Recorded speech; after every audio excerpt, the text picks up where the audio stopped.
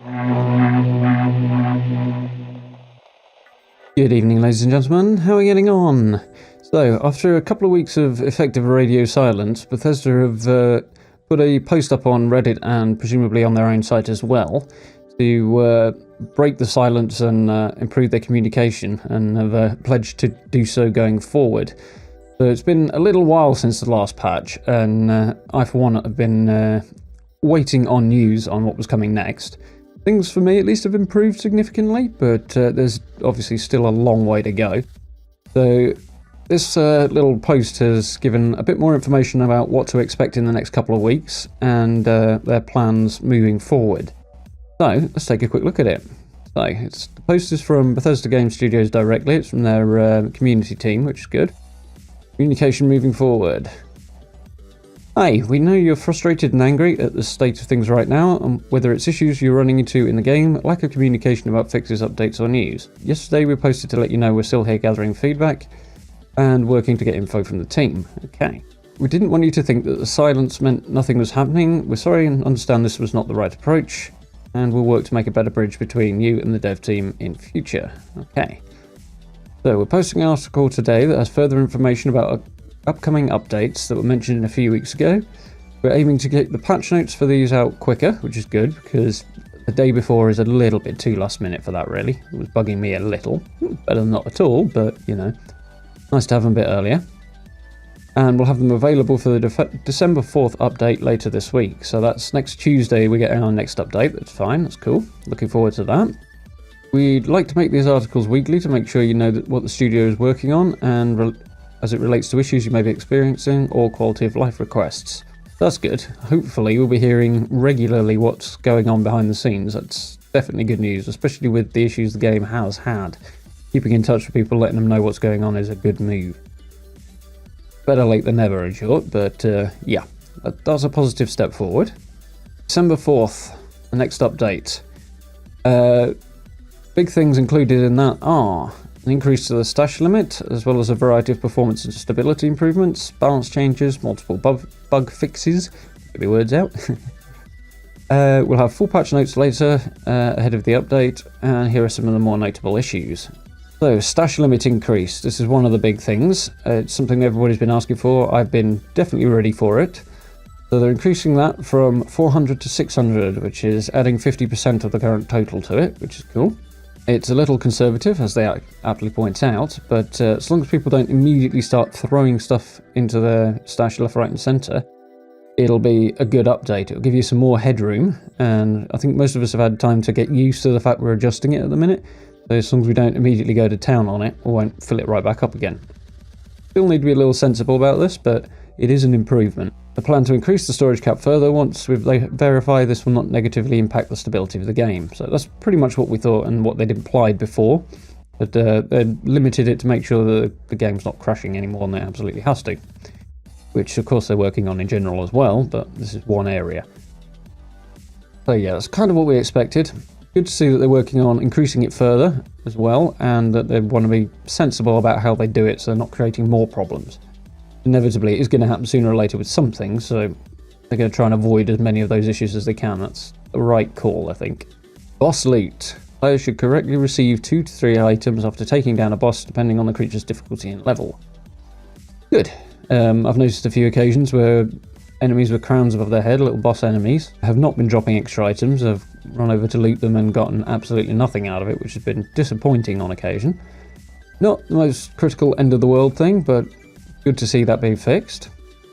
The Cryolator, not something I've been using as I haven't been using heavy weapons, but okay. Players hit with the Cryolator are now chilled, frosted or frozen depending on how many times they hit, so that's players apparently. Duration and movement speed reductions applied by these effects have also been decreased from 2 hours to 30 seconds. Now 2 hours seems a little crazy, even when it's a PvP thing. I'm assuming it's 2 in-game hours rather than real-world hours. But yeah, that's a sensible reduction, and hopefully that should work as intended now, which is good. Respawning when over-encumbered. Resolved an issue affecting players who die when over-encumbered that allowed them only to respawn at Vault 76. Now it should work as intended. So yeah, I haven't run into that myself, though I've heard other people have. Obviously needed a fix, so good to see that's now working as intended, or will be as of Tuesday anyway. That's positive.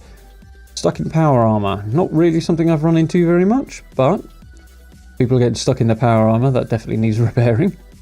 So we've addressed an issue in this patch that could cause players to become stuck inside power armor, aware that some additional cases where this can occur and are actively investigating them. So I might have to put a bug report on that myself.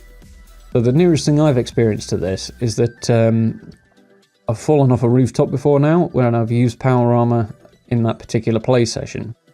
And I'm not stuck in it, I'm not carrying it around with me, but you still hear the power armor landing noise, and I don't take any damage from falling far enough to inflict at least a little damage. It's only happened once or twice, but yeah, it does need fixing, so that's good. We've also got some stuff on the subsequent update, which is great. So that's December 11th, a week later. So, like the previous patches, it'll include bug fixes and some notable changes and features as well, which is quite important. And there's some really good stuff in this one. This is going to be, whoops, excuse me, the really big one. The PC edition's push to talk. So I'll be very happy to have that. There's been a few occasions I've run into other players where I would like to be able to talk to them, but I can't because I've been streaming and I can't just leave my voice chat open because otherwise I'll hear everything I'm saying. So I'll be very happy to have this. It should add a whole new dynamic to the streaming, hopefully. 21:9 resolution support. So that's ultra-wide monitors. Sure there'll be a few people happy about that. Field of view. Be able to adjust that for yourself, which is good. For me, it's not something I do a lot. I tend to keep my field of view relatively tight anyway. That way you can sort of see things in the distance in the centre of your screen much more clearly. But I'm sure there's a lot of people who will be happy about it. Special respec. That's an interesting one. After level 50, you'll be able to choose between a new perk card or moving a special point you have previously allocated, either or. If we look at this, it'll only be one perk point per level. Kind of makes sense. It stops people respecing the character every 5 minutes, which is...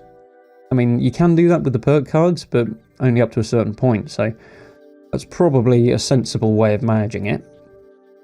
Also, it's kind of handy if you put points into something that you later decided you regret, you can shift them around and work on your build a little bit later on, which is good.